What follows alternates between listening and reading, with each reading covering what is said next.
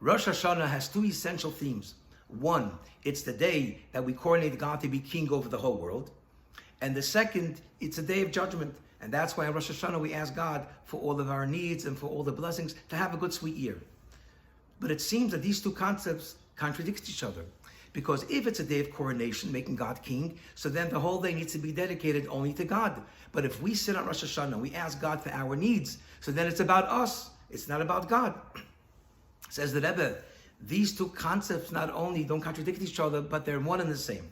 Because how do we make God to be king over this physical world? It is only by submitting ourselves to living a life the whole year according to the will of God and promoting godliness and goodness. And this is how we bring down godliness and God's kingship into this world.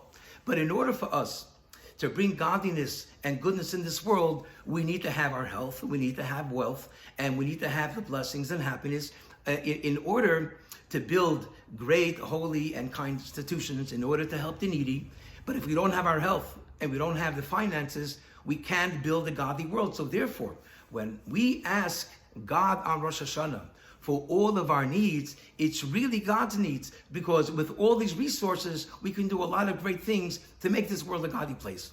But one can ask, I'm not at that high spiritual level yet. When I sit on Rosh Hashanah and ask God, please give me happiness, please give me children, please give me finances, I'm thinking about myself, I'm being honest. So again, it's about me.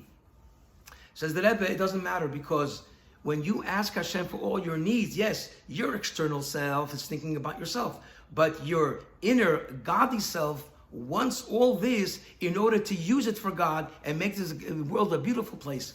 And this is why we read the Haftorah of Chana on Rosh Hashanah, because when Chana came to the Holy Temple, and it was on Rosh Hashanah, and she asked God for a child, Eli HaKohen said to her, stop being intoxicated with yourself and your own needs. And she says to Eli that I am pouring my soul out to God, which means she said to Eli that when I ask God for a child for my needs, it's really God's needs. And indeed, God blessed her. She had a son, Shmuel, and he grew up to be Samuel the prophet, who was dedicated to serve God and bring goodness to the Jewish people.